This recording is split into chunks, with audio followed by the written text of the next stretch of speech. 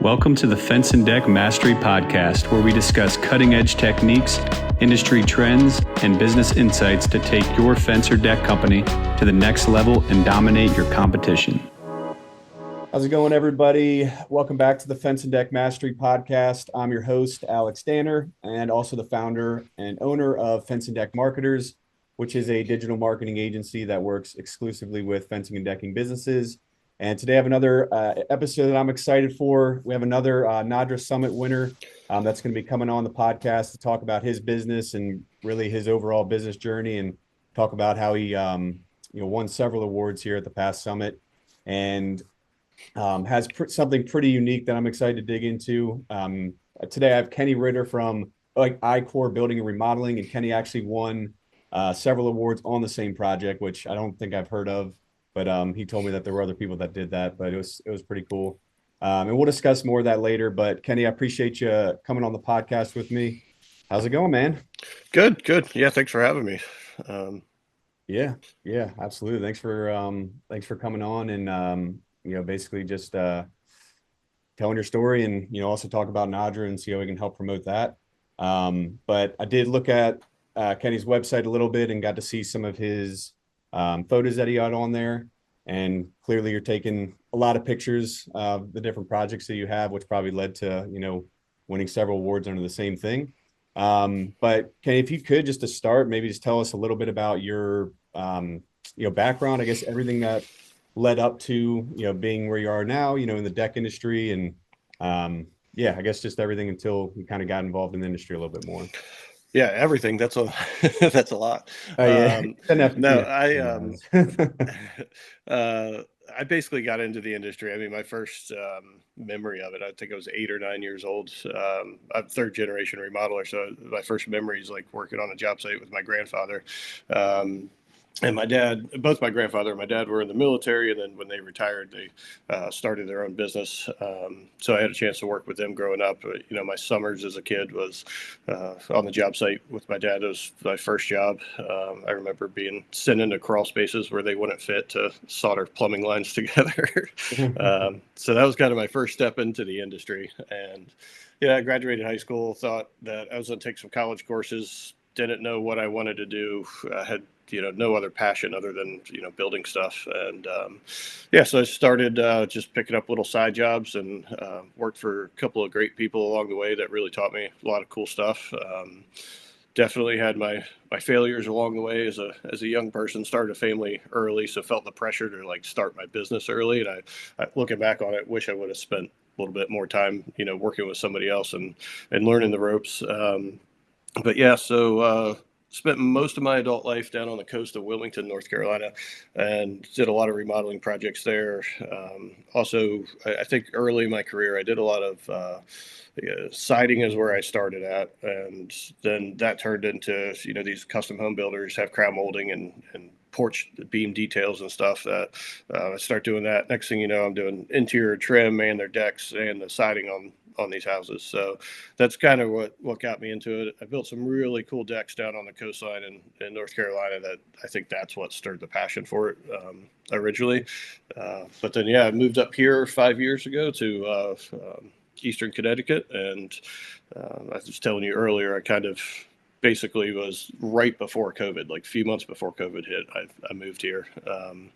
And I turned into the mentality more or less out of fear or the unknown, that I had to take every job that I could, because we didn't. One of my customers put it the best. They said, "We didn't know what we didn't know."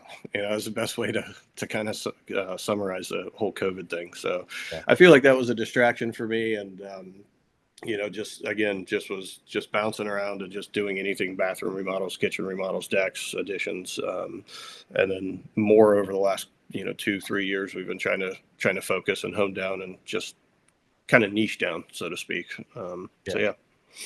Were you doing a lot? Were you more deck heavy when you were in Wilmington, and then you kind of went back to more generalist, and then now you're going back to there, or were you doing everything in Wilmington?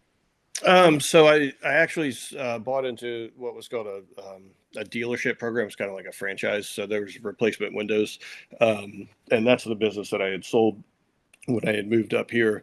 But at the same time, we were doing replacement windows kind of as a volume thing to pay the bills, so to speak. But the majority of my time was spent doing siding and decks, and then interior trim for a little while. And then basically I was working on a lot of new construction homes down there. That area of the coastline really has seen a big boom. So a lot of the work was in new construction, and majority, I would say, siding and decks. Gotcha. So would you say Wilmington? I mean, I've been there once, and it's a really nice area from what I remember. Connecticut, I hear the same thing. So I'm just curious, like, are the markets competitive, or I'd imagine it's probably more expensive in Connecticut, but I don't really know. Yeah, I thought that originally too, and I had this in my head that this idea of New England kind of stuck in my head, Yeah. and it really didn't turn out to be true. I think where I live now is a very unique corner of New England for sure. Southeastern Connecticut is completely different than the western side of the state. There's a lot more New York influence, so to speak, on the western side of the state. A little bit more of a metro area. I would consider this area very rural and a very small population of people here. So it's not what I expected when I moved up here. So Yeah. Yeah. Did you is the move like family related, or just getting, I don't know, is it were you originally from Wilmington and just kind of decided to move? Originally, like I said, my dad was in the military, so believe it or Oh, not, right. we moved like every 12 months growing up. Like every 8 to 12 months, we were living somewhere else, anywhere from Kansas to Germany, Turkey, Jordan. Like, Wow. Yeah. yeah, lived all over the place. So, I spent most of my adult life in that Wilmington area. And then, yeah, then moving up here, it was basically met my wife in North Carolina. She had family up here. Her parents were getting older. We had young kids, and it's kind of like, it's now or never. The kids aren't going to know their grandparents at all if we don't do this now. And grandparents are good for kids, and Yeah. kids are good for grandparents typically. So Yeah. That's that true. that was a big reason for the move. Gotcha. Okay. Yeah, so I want to, I figured I'd let you say it. So the awards that you won with NADRA, remember it was three different ones for the same award. Do you remember which ones they were? Yeah, so we won the open porch category. We got first place on that. And then there's a category for railings, and I entered the same project into that category, and we won third place there. And then there was a wood deck category. I think that category was like wood decks over 75 or 50,000, and we won third place in that one as well. So yeah, it was quite that was a shocker. I was telling you earlier, I wasn't able to make it to the event. And we live streamed it. It had the crew come over to the house, live streamed it, and I remember when that category came on, and they announced the third place, first and second, and then they announced first place. So they announced third place, and we all looked at each other in the room like, we don't really have a chance against this. Like, okay, we're out of that category. We were hoping to just get like a third place somewhere, and then the second place was announced, and it's the same thing. It's like, man, the level of craftsmanship and detail in some of these projects was just insane. But then they announced first place, and we were all of us had the same look on our face. We were just like stunned, and like, it was like, when your team's on like the I don't know, like right down to the like last minute, a buzzer beater shot type of feeling when we're like, we all just stood up and started cheering, and it was a cool experience. I'm glad that they live streamed it. I wish we could have made it down there. But Yeah. yeah, That's cool. yeah. You brought the team together too. And yeah, I was picturing more of like the NFL draft, like just a surprise pick. Like what's that guy from last year? I don't know if you're big into football or not. That quarterback that got drafted, and like everybody was like, whoa, and they show like the at home where everybody like goes nuts. That's what I was picturing with you guys, just like jumping up, like. That's basically exactly how we were totally shocked. I mean, especially after we saw the third place project. I mean, it was just like, holy cow! Like that. Yeah, it was, what a feeling. What a feeling. Didn't give yourself enough credit, huh? Well, and then it happened again. We tune in like, okay, this next category, like, yeah, we're in this category. We were like, what? We got another award off of that one. So we actually submitted two projects. And, I don't think this was my first year entering. I don't think I submitted that other project in a very good category. Also, that category, pool deck category, was like, I submitted that one into that project, and the ones that were there this year were just, I mean, there was one that's like, looked like they had a 20-foot screen that pops up behind the, the pool. That was, it was just absolutely insanely talented people in that competition. It was really cool to be a part of. Yeah. I mean, I've said before, and I said to you earlier, like it was mind blowing to see the event and like just how it all works and how many guys are there because really, I think, I mean, well, coming from me, that's not a deck builder. You guys are probably, you see all kinds of stuff online, you follow it. I do too, but not to the extent that I'm sure everyone else there does. But just seeing like some of the jobs that everyone created, we're just like, whoa, like where are these places located? Some of them just like, how is this? I mean, especially like the humongous, like, I guess like the most expensive categories, you're like, man, what is that? Like Beverly Hills or something? Like it just, Yeah, like a half a million dollar backyard. It's just yeah. insane. But that's kind of like what you were hitting on earlier too, is like the difference between Connecticut and Wilmington.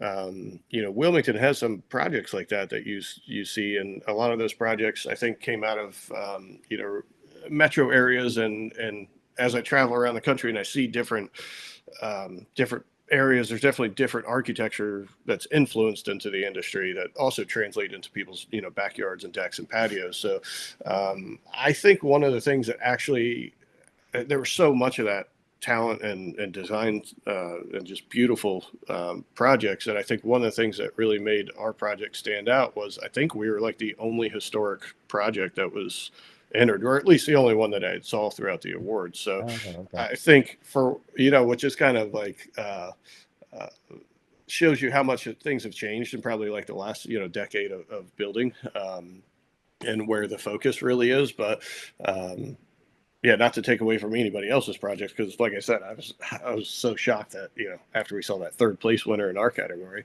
But I think that is one of the things. New England this area is very old. There is a lot of those, like we're doing a historic porch renovation now on a 120-year-old porch.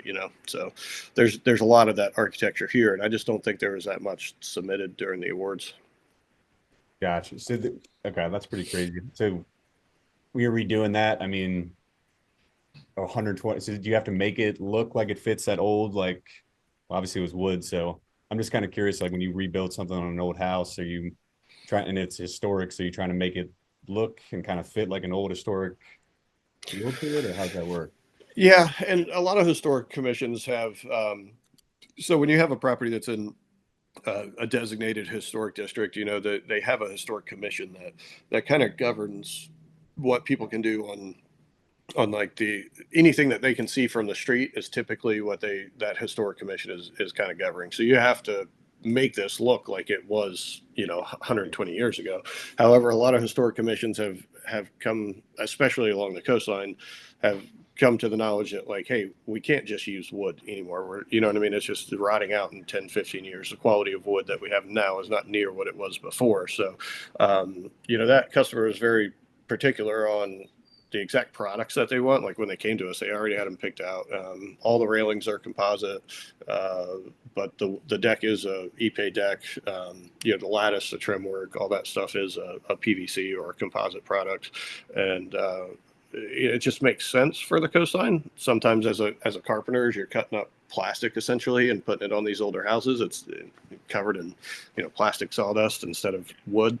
Sometimes it feels a little bit wrong, but at the same token, it's going to be there for another 100 years, especially in the elements that it's going to see right on the waterway. So yeah, you try to match that historic appropriateness as much as possible. The design details, the moldings are the same. Yeah. So I guess Just some kind of hardwood is the only option, really. You can't use composites. It's just getting I mean, the customer was so that type of porch was very typical, like either a 2.5 to 3.5 inch decking board that would have been on there. It's typically tongue and groove. We didn't put a tongue and groove down there, just out of the customer's preference. But yeah, it is typically, if you're going to redo a porch like that, I mean, the decking itself should be a wood, just to kind of match the rest of the house. Gotcha. Okay.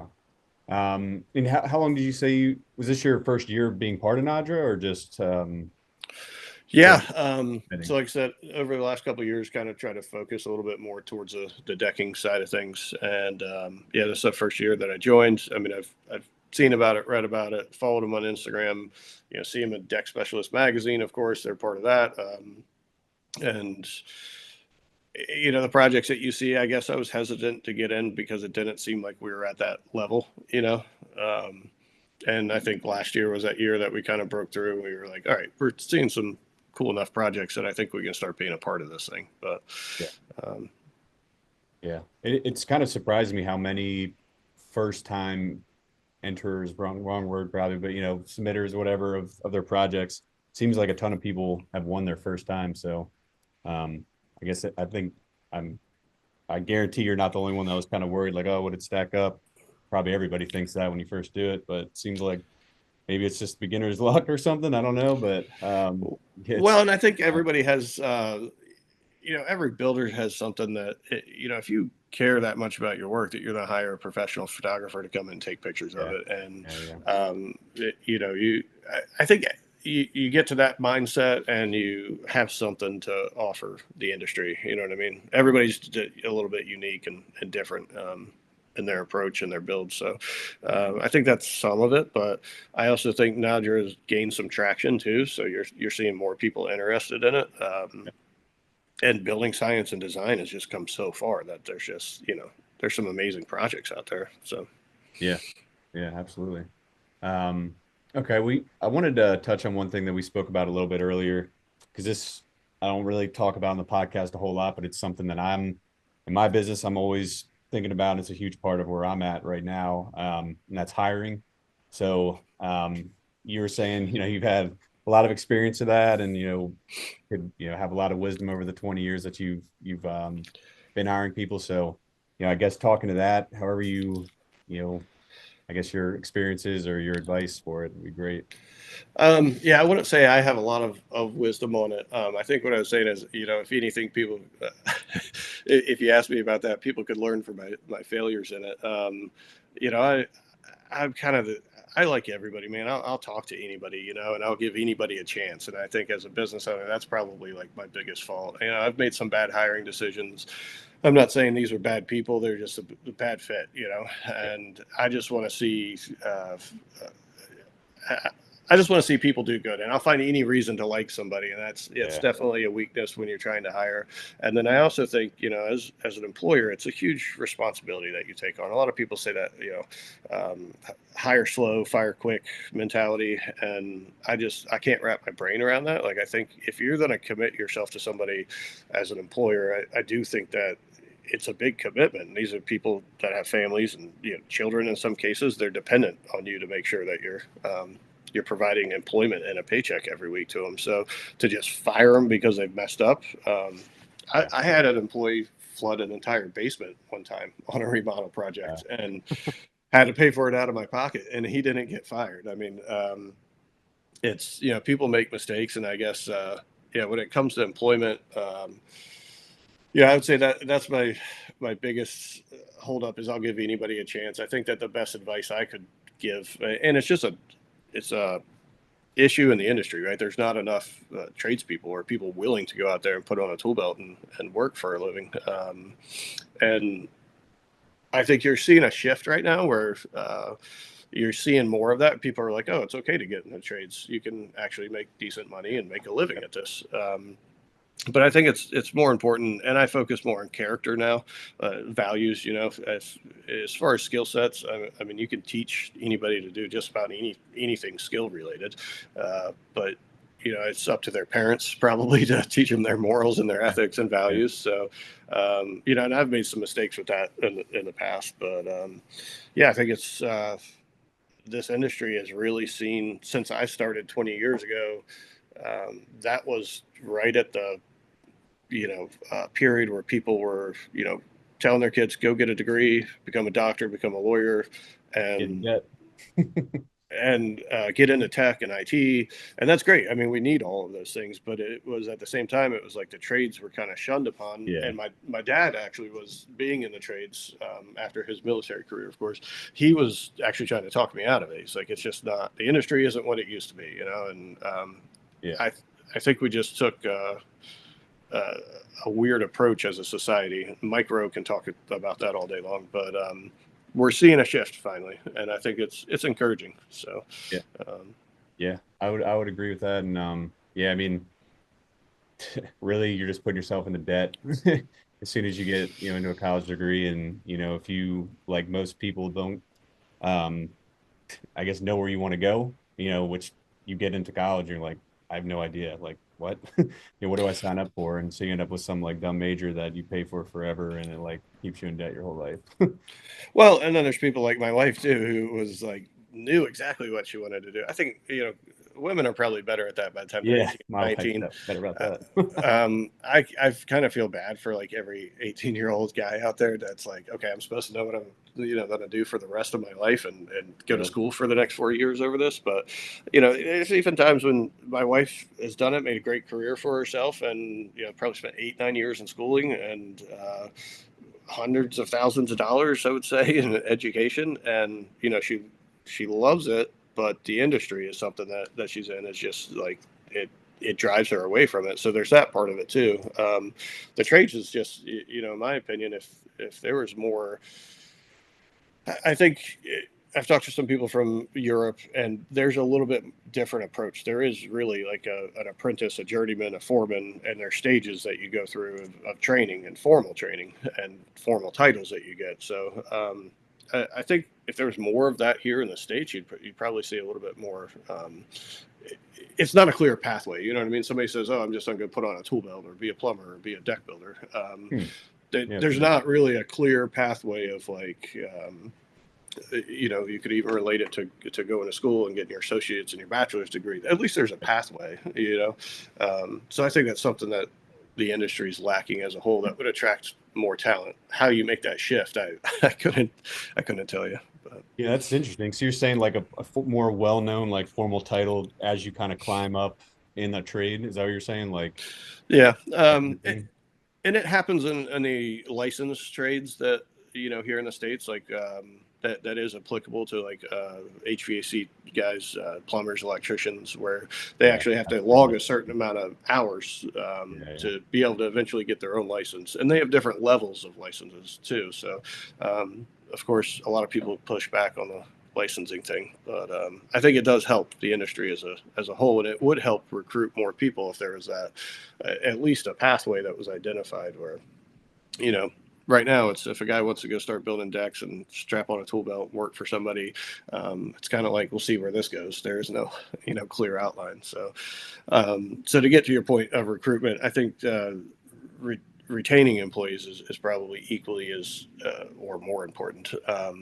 So we do I've been trying to get better at that. I've failed at that as well in the past, but if you can try to give your guys that outline of like, okay, this is the next step. If you can do these things, X, Y, Z, then you're at the next promotional point. And then we're kind of trying to work into a profit sharing program as well. So you basically, work your way up to these areas, meet these criterias, and you'll make X amount of money and be at a profit sharing standpoint. So we also just started or in the process of trying to pull on 401ks for our guys and health benefits, which is a big thing. I mean, especially with people that have family and kids and stuff. So, but it's a lot for small businesses to take on stuff like that. It's a lot. It takes time. Um, but I do think recruitment should probably be looked at equally, if not, retaining your employees is probably more important, especially with the training costs that you have and over the years of having these guys on board. Yeah. Yeah. I mean, I like what you said, because the whole like hire slow, fire fast, like that seems like everybody says that online to do that. And I'm like, I'm kind of under the same, it sounds like we have the same opinion. You're like, hear it and you're like, well, maybe I could do better about that. But at the same time, like mistakes are always going to be made. And like, I've also heard other people say, if you make one mistake and fire them, like flooding the basement, it's like, well, it's very likely or possible that somebody else can make that same mistake the next time, versus having someone that would never dare like make that mistake again and would be able to tell other people about it. So if you kind of Right. compare the two, you're likely saving money, and just kind of sucks. There's no real, way, I guess, other way to put it. It's just but at least they're learning and hopefully won't make that mistake, that same mistake again. But if he does it maybe 2 or 3 times, then it might be a different story. Yeah, well, and I always tell the guys, I mean, people are so hesitant to say I messed up or I screwed this up. And I remember our culture here now is like, great, tell me that what'd you screw up? How'd you learn from it? Tell everybody else, so we don't have to go through the same expense of this over and over. Like you screwed up one time, it's just a training cost. It's training expense. You screw it up 2 or 3 times. Now we have a little bit of an issue. We need to figure out, something else. But even when it comes down, I think every employee that I've had to fire or let go or has quit, I have definitely asked myself where I had failed them, because I've worked for people that they didn't give me that clear outline of what the expectation was. They didn't give me the clear path of like what it's going to look like to get promoted. So yeah, I think it's a give and take for sure. I don't like that mentality of the hire slow, fire quick thing. But I think one thing we started doing too was trial days. So, pull somebody in, just tell them like you've got a job. You don't know if you really want to stick around there or not. You're scared to just quit. If you got 2 kids, you're just going to quit a job and go find another job. What's to say you're just, trading a B-class job for another B-class job or worse, right? So we tell them just take a couple of days of vacation, come in and work with the crew. For all I know, you might like me, talking to me now, but you might hate my guts at work, So I'd rather you figure that out before you just quit your job, and you know what I mean? Yeah, that's a good idea. How many crews do you have now, or employees? Like, how do you manage that? So we've got 5 guys that are full time, and then we've learned to lean on some subcontractors a little bit more. We're again getting away from that trying to do everything part of it.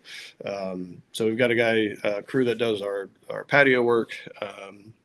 We've got some guys that'll come in. Like right now, I have a crew of guys. A friend of mine who's he's a sub. He's going in demoing a porch, and then he's going to get the footers dug and the framing in for it. And our guys are going to come in and do the finish work behind him. And quite honestly, it works out. But he's a better framer than we are, or more efficient framer, I should say.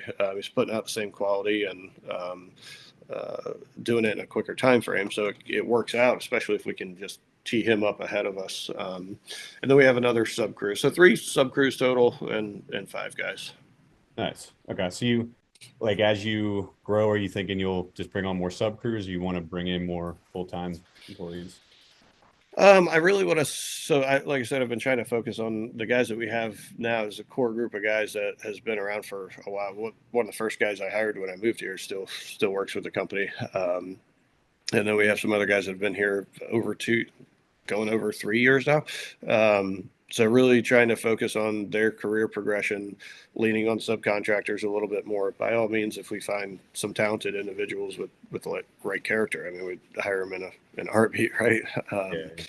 But I think we're, growing. 2024, we saw substantial growth that wasn't sustainable for our systems that we had in place, and it created so much chaos that it's growing is tough, and doing it right is tough. And I still try to figure out, what size this business should be. And, as an entrepreneur, you're always ambitious and you want to grow the business, and you hear about that in the industry. I just don't know if that's like, do you have to? Because I think we just build some really cool stuff, do what we're doing now, and build the team better, build better projects, provide better customer service. I mean, there's always things that you could be doing to improve rather than just that bottom line.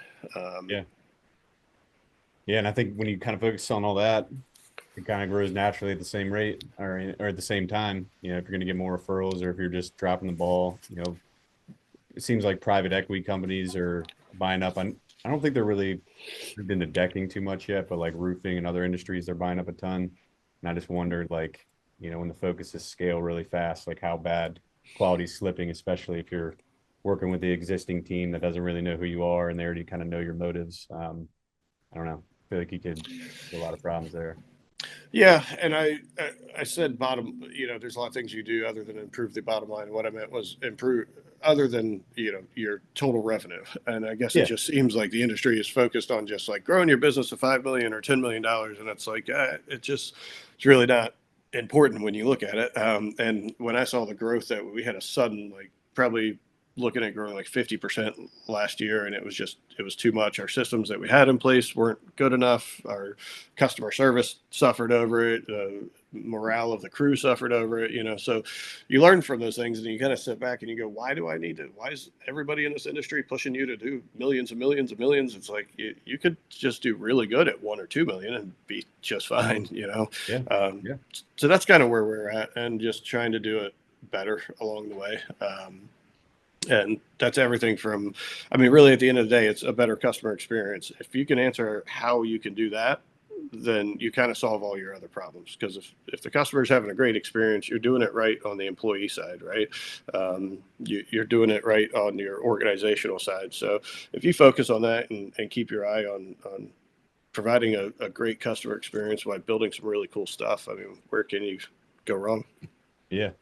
Well, you must be doing something right, because I was looking at your Google listing and you had only 5-star reviews. So you must have got past any problems there, it seems like.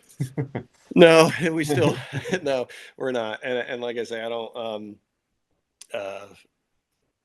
a lot of that is because of the crew and the focus on the customer experience. I'm in such a small town. I don't want to run into somebody at the grocery store that I didn't, that I didn't do a good job for or something, and, you talk about that basement that got flooded. I paid for that out of our pocket. I could have gone the insurance route or whatever, but it was one of those things. It's like, we messed up. We weren't the only person that I was hoping another trade that was working on the job. It was their fault as well. They just completely turned and ran from the situation. So we stepped up and we did it right. And at the end of the day, like, would I do it again?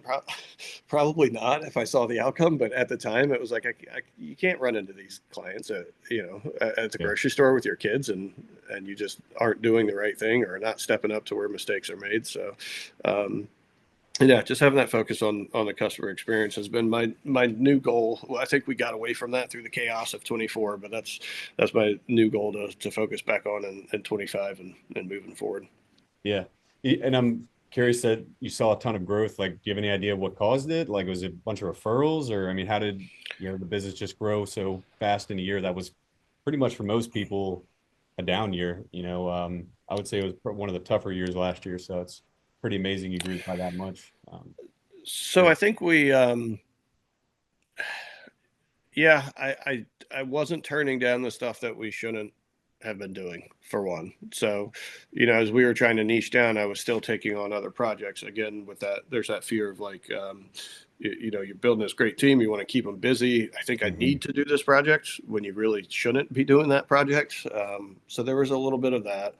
Our website definitely gained some pretty good traction. I credit it to the reviews. If I could say something that would help, somebody on this podcast, I would say get your Google reviews up to, 30, 35, and the phone will ring. If you got 35 or more 5-star ratings, the phone's going to ring. People are going to inquire if they're going to see you. But at the same token, you don't have to do every job. And that's, I think, where we kind of went wrong. We were doing projects we shouldn't have been, for the most part. But at the same time, we implemented Job Tread last year, which has been instrumental. But I had this figment of imagination that 2 months we'll have this thing up and running. And it takes a long time to really put a CRM system together that's going to manage your business appropriately. It's one thing to do data input and, build some budgets out of there, but to really build it where it can do your scheduling, you can look at your job costing. It takes time. And we're still critiquing it, a year and a half later. But I don't think our systems were really ready for it last year either. So. Yeah. Well, I didn't want to cut you off, but the fact that you mentioned Google reviews, this might make this my favorite podcast yet, because I literally talk about that nonstop to everybody that I talk to. And I usually say 30 is where like people start to feel warm and fuzzy about your business, when you have like a certain threshold. Because if it's like 10 or 20 is better than nothing, but I always say 30 is like what you want to get to as quick as possible. So that's funny that we didn't even talk about that before the episode, which is cool. So That, I think it's hugely important. I mean, how else does somebody differentiate you from anybody else when they're just shopping online and everything is switched to online? I mean, I was just talking to my wife about going over to Rhode Island and buying something, and she was like, "You could buy that on Amazon and have it shipped." It's like, yeah, but I don't want to. I want to go like. And then she convinced me, like, you know what? I'm not driving 40 minutes over there.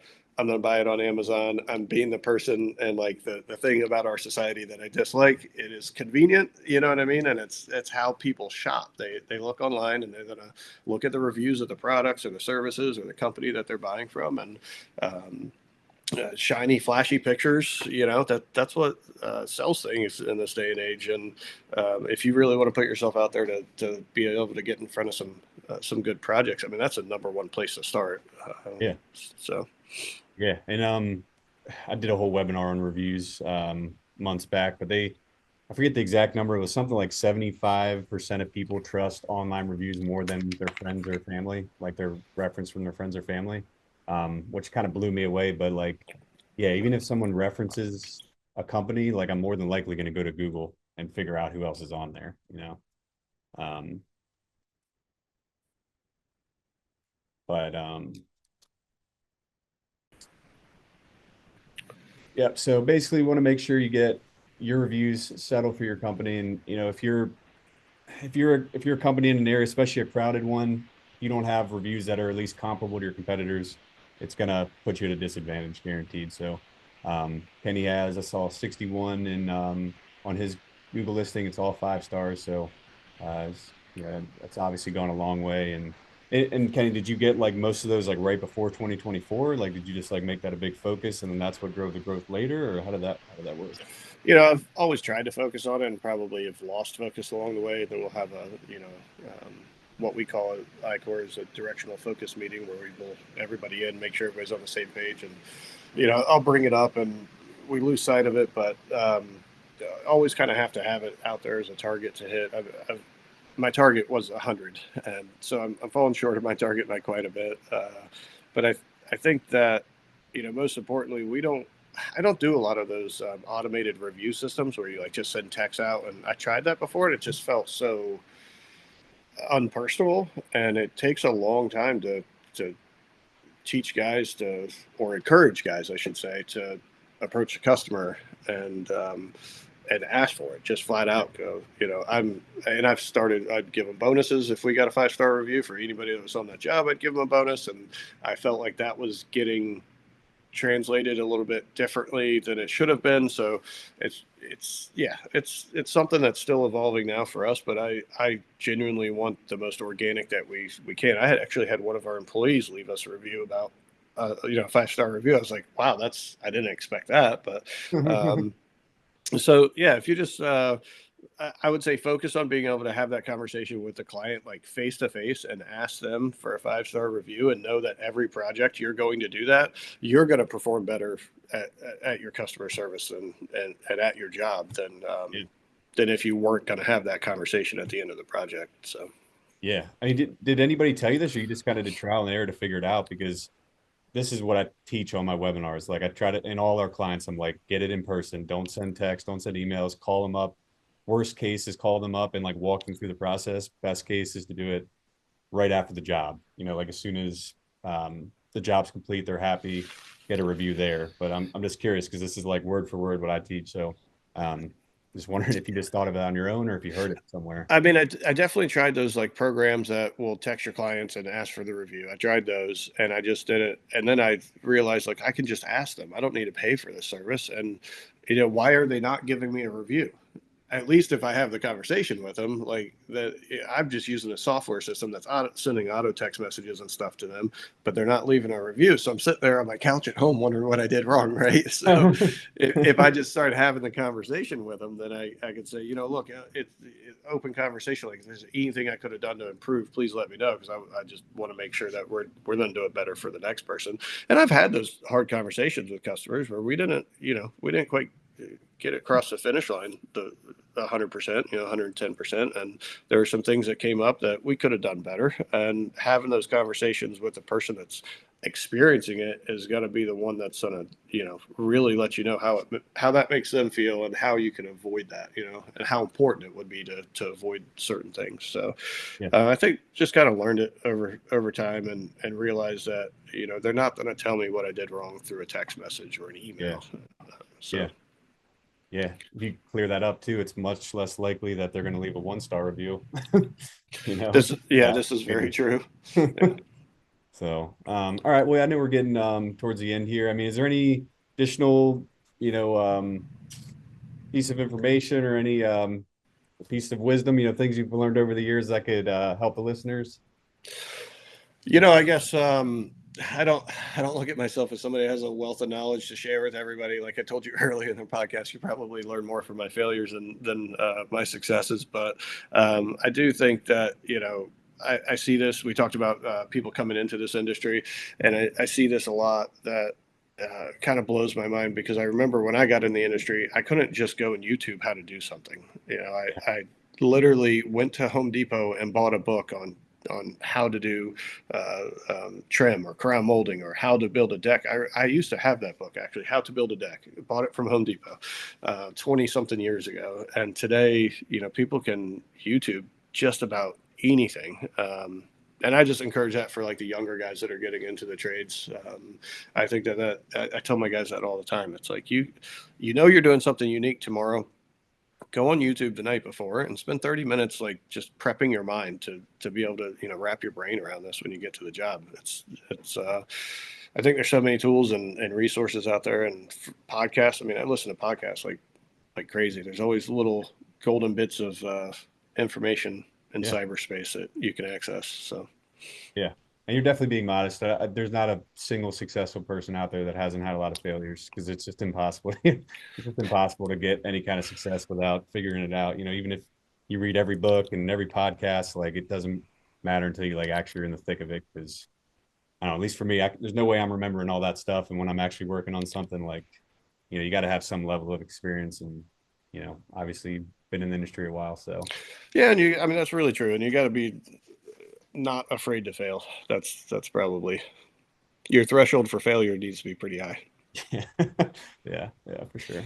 But all right, I appreciate it, Kenny. That's pretty much the end here. So thanks for coming on the podcast. And I think there's going to be a lot of we clip up, the podcast and put them on social media. And as we were going through, I could think of several that I know our team is going to want to pick out. So I think there was a lot of really good stuff you went over, and I think everybody got a lot of value from it. So appreciate you coming on here, and basically going forward with the Fence and Deck Mastery podcast.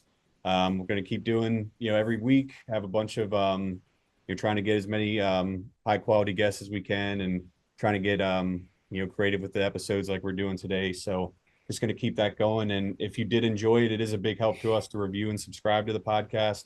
Just helps us get higher in the rankings, and, just helps us out basically. So we are getting into the busy season. As of the time of recording this, it's about mid-March, the 18th of March. But it is crazy busy season coming up for most areas. I think Kenny was saying, the beginning of March is kind of when it started for him. And that seems pretty much on par with all the northern states. So if you do have any questions about digital marketing, want some ways to bring in more leads, or, if you're looking to grow the business or just get more stable or more quality leads, feel free to reach out at the Fence and Deck Marketers website. It's deckfencemarketers.com. You can check us out on social media and as well. But that's really it. Again, Kenny, I appreciate you coming on here, and hope you have a great rest of the week. Hey, thank you. I really appreciate it, man. Hope you have a great day too. All right, take care.